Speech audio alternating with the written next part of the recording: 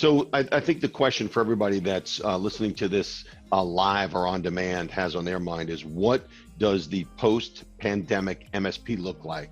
So one of the things that, happened, was that everybody did just run home from New York City, right? And everybody just went home, and, they connected, and they thought that they had, all their computing and anything that they needed, at home. But now they weren't really prepared for it. So I think that now, as an MSP, what we're doing is we're helping them, guide them through their new technology roadmap to say, you know what, this is not as temporary as they originally thought that they might be. This now is more long-term. Security is so important, especially right now, as most businesses have gone remote.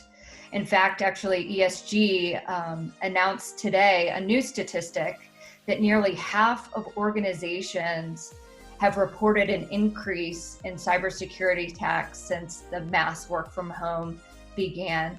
So that is quite a large increase. So we can't stress enough how important it is for MSPs to be securing their clients. That emphasis out of the ESG report said you have to tell a security story with everything you do. No matter what your solution package, security has to be a part of that. I'm glad you raised that. Now, on growth initiatives, let's be honest, growth initiatives are honestly the backbone of any vendor's success. And our partners' specific growth is actually the backbone of our new partner experience. The one that I'm probably most excited about, and that I am just head over heels, with that, the amount of investment from our executives in, is our MSP Masterclass. We're partnering with leading managed service experts in developing all sorts of training for our partners, and they range the gambit from things like developing go-to-market strategies, creating effective bundles, digital marketing, sales motions that really work, persona development, and a ton more. We asked, what technologies do you think are going to see increased adoption? And this was completed about 3 weeks ago in the month of May. And I've color-coded the responses because I think they kind of break out and track in a pretty interesting way.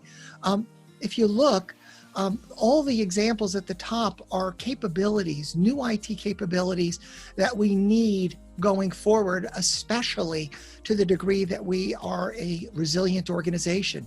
Video conferencing, remote learning, high degree of secure connectivity, virtual workspaces. Brad and Mary, I'd love to hear your thoughts from your own organizations and your own practices, as well as your discussion with your peers. Mary, you started with analytics. What else was that was on Joe's list?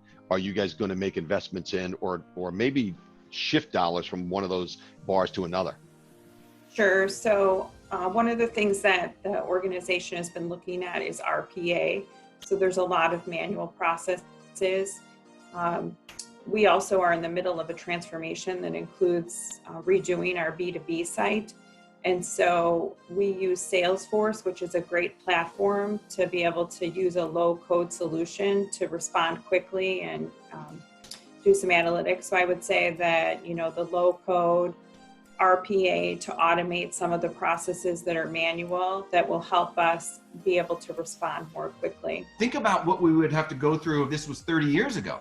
How would the economy stay productive in that situation? So luckily, we are in the space right now where we can actually continue the economy to be moving forward. And you look at the industry that we're in particular, we are in the right industry. Last year, we did a State of the MSP report. And we asked people, was this a great time to be in the channel? And over 95% of those respondents, and we had a pool of about 2,000 respondents, over 95% said, yes, this is a great time to be in this industry. Fantastic. Now, when we were doing our 2020 report, now we're interviewing folks in March, April, May, heart of the pandemic. We still got 84% of those respondents to come back and say, this is still a great time to be in this industry.